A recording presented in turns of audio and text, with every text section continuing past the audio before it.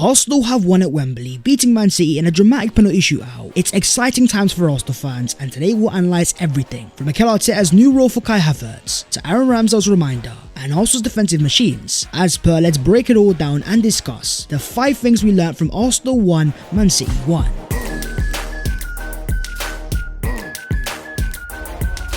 Yo, what is going on, guys? My name is Peps14. Welcome back to your boys channel, and Arsenal have won a trophy, so I know you guys are doing sensational today. But as per, smash a like on the video if you enjoy, subscribe to the channel if you are new, and help your boy as we are trying to reach 200,000 subscribers. But starting off with the first thing, Arteta's attacking surprise. Going into this game, Mikel Arteta had a massive dilemma. With Gabriel Jesus out injured, who was going to be the number 9? The option of Yerry Mina, the false 9 of Trossard. Mikel Arteta threw everyone a curveball. Arsenal announced lineup with a front three of Saka, Martinelli and Kai Havertz. This should not be that much of a surprise because when Arsenal initially signed Havertz, a key part was all about versatility. Havertz has proven in the past he's able to play as a number 9. He's played there for Germany at the World Cup. His performance had some very impressive attributes. In 87 minutes he had 2 shots on target, missed 1 big chance, 26 touches, 15 accurate passes and 94% pass accuracy. The obvious thing that stands out straight away is Havertz's missed chance, but I want to highlight something different. That ability to hold the ball up, constantly providing the Arsenal team an outball.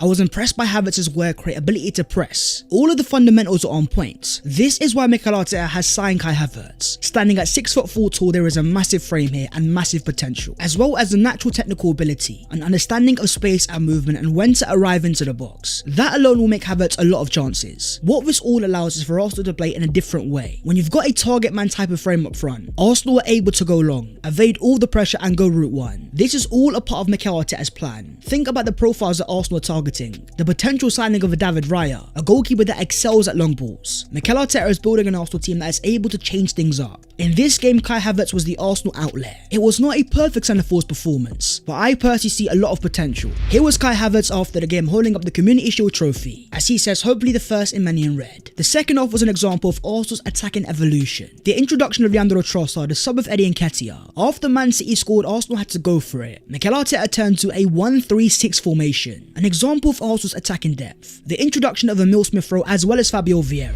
Look at the performance of Trossard, a 7.7 rating. In 15 minutes he scored the 1 goal. 1 goal in the penalty shootout, 9 passes completed, as well as 2 out of 3 ground duels won.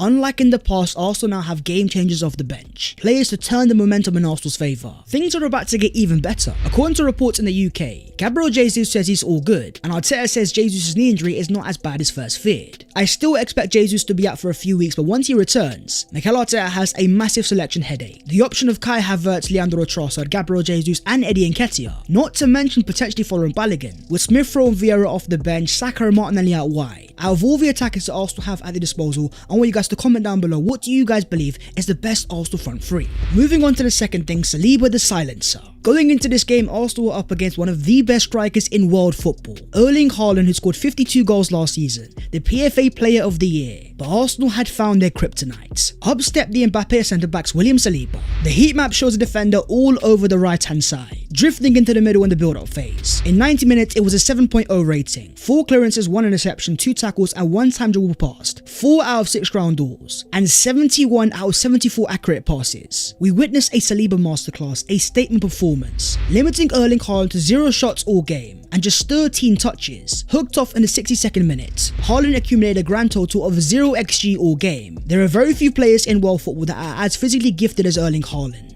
William Saliba proved in this game he is one of those players. The prime example in the second half, City go long in behind to Haaland, driving towards the Arsenal goal. There was William Saliba matching him stride for stride, slowing Erling Haaland down and forcing him back. A prime example of William Saliba's defensive aura. Having defended so well all game, Haaland had no choice but to go back, showing Saliba respect. I believe what we are seeing here is the heir to Virgil van Dijk in terms of top centre-backs in the Premier League. Think about the similarities. The way that both of these centre-backs scare off their attackers. You'll rarely see players try to take him on. It got to the point that in the second half, Mikel Arteta trusted Saliba so much, he threw on every single attacker, took off Gabriel Mercado and left Saliba on his own, believing that he was able to deal with the pressure. Saliba at times is a one-man defence, one of the very few defenders in world football that can wow you at times. This game was Saliba putting down a marker, reminding the entire world that he's back and he is fit. Here he was after the game, enjoying life and dancing away, seen smiling alongside a trophy. As he says, it's the perfect start, but it's time to fight for more. The performance of Gabriel Mercado alongside Saliba was also very impressive. That ability to make last-minute clearances, dominate his aerial duels. What impressed me the most about Gabriel's game was his on-the-ball composure, helping Arsenal build out the back on a consistent basis to limit Man City's attack to one big chance all game. Gabriel and Saliba is one of the best centre-back partnerships in the Premier League. If these two can stay fit and available, who knows what Arsenal can achieve this year.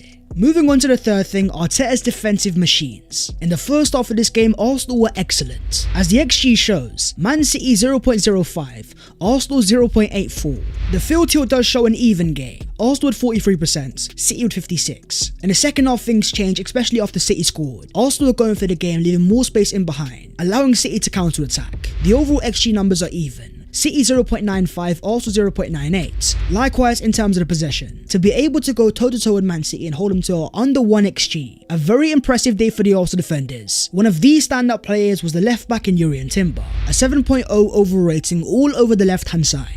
In 76 minutes, it was 45 touches, 23 accurate passes, 4 times possession won, 3 duels won, 2 interceptions, 2 tackles, and 0 fouls. Up against Bernardo Silva, Timber held his own. The impressive attribute for me was definitely his aggression, that constant ability to win his duels. Jurrien Timber is a natural defender, and that is why Arsenal have signed him. You think about the profiles of Man City, Manuel Akanji, Nathan Ake, players that are so hard to beat 1v1. With the arrival of Timber, Arsenal have their very own version. A Swiss Army knife profile able to play in so many different roles. Just like Saliba, Timber defends with an aura. His face is always calm, he's always composed. This is a mental profile that Mikel Arteta has been targeting. Signing players that are as cool as cucumbers, not fazed by pressure, are the type of characters that Arsenal are going to need, especially in the tough moments of the season. The left back area is very competitive. Not only do you have Kieran Tierney sitting on the bench, the ability to play Kiwior Tomiyasu, you've also got the soon returning Alexander Zinchenko.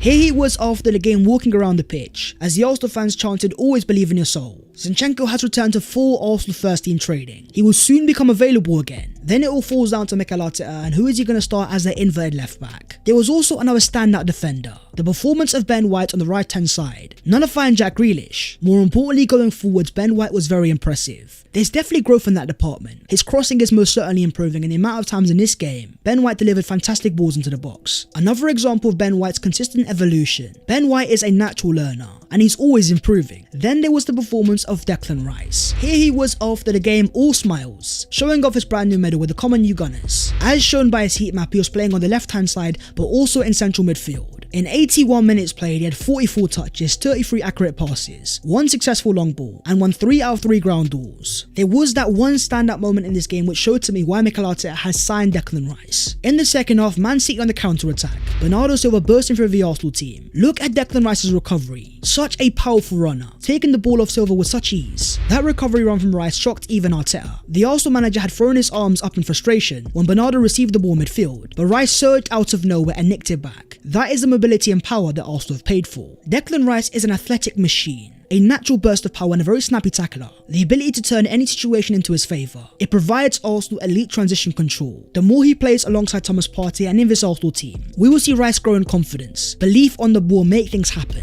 After the game he says, on winning a trophy on his Arsenal debut, "I am buzzing. It's what I envisioned when I joined this club." Moving on to the fourth thing, Aaron Ramsey's reminder. After scoring their first goal in this game, Man City had quite a few opportunities. The prime example, a 1-on-1 chance for Phil Foden. That could have been the game there and there if it wasn't for Aaron Ramsey. A 7.4 overall rating. 4 saves in total, 3 saves inside the box, 1 save in a penalty shootout, 37 touches, 16 accurate passes, and 4 accurate long balls. Another example of Ramsdale making vital saves and vital moments. We saw it last year, the saves against Liverpool at Anfield. In these tough games, the team started to fire off shots. Ramsdale has a knack of standing up. There's also been a clear improvement in terms of penalties. In back-to-back games, Arsenal been involved in penalty shootouts, and Ramsdale has been vital. In this game, saving Rodri's penalty, as you can see after the save, Ramsdale was very happy. This is because he understands what it means. To be an Arsenal goalkeeper, you can't become comfortable. You always need to improve. Ramsdale is showing the signs of taking the right step. It's all come at the perfect time. Think about the rumours of David Raya, Arsenal making a £23 million offer.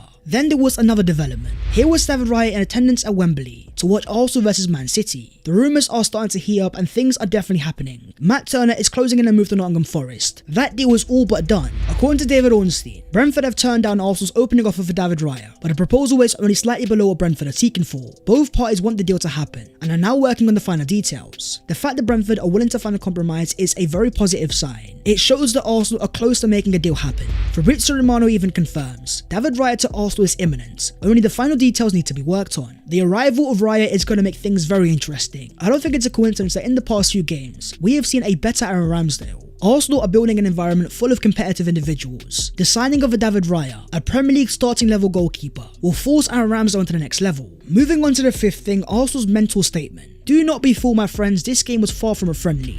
Look at the way the Pep Guardiola celebrated. This guy was taking this game seriously. For Arsenal, it was all about showing character. The introduction of Leandro Trossard, Smith Rowe and Fabio Vieira gave Arsenal even more technical ability. When you've got the level of quality in the final third, those players will always find a solution. Here was Mikel Arteta after the equaliser. As you can see, he was jubilant. That is because this win was massive for him. He now ends a run of 8 straight defeats against Pep Guardiola, the first time that Arsenal have beaten City since 2020. Mikel says, I'm extremely happy, proud and relieved at the same time, because it doesn't get any better than winning at Wembley in front of your fans and playing the best team in the world. Mikel Arteta and Wembley is a very decent combination. He's now managed 3 finals there and won all 3. The Community Shield may not be a major honour, but it's definitely the right step. Arsenal have now won the last 5 consecutive Community Shield games. Wins against City, Chelsea and Liverpool. This was a great moment for the brand new signings. Rice, Havertz and Timber after the game, all smiling with the trophy. I do want to give praise though to a certain Fabio Vieira. To step up and take the winning penalty, show the composure to smash it into the top corner. An example of Arsenal working on the penalties. Here's a very interesting stat. In terms of penalty waiting times, Odegaard, Trossard, Saka and Vieira all waited over 6 seconds. You compare that to De Bruyne, Bernardo Silva and Rodri, who all only waited 1. Ramsdale spoke after the game confirming that Arsenal often work in their penalties. We've had 3 shootouts in pre-season. We've won 2. It's all about preparing for when things really get tough. This year is vital that Arsenal win a trophy. The fact that we're in the Champions League, the FA Cup and the Carabao Cup, the opportunities are there.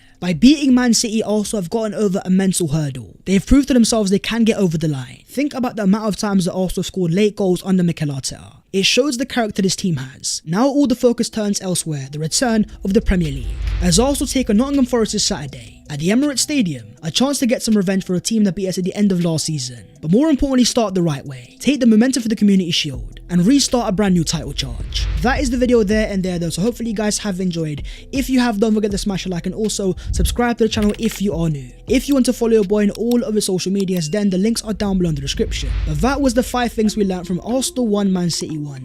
A great day out at Wembley. Your boy was fortunate enough to be there and I would love some more. So Arsenal, you know exactly what to do. And I'll see you next time. Take care. In a bit.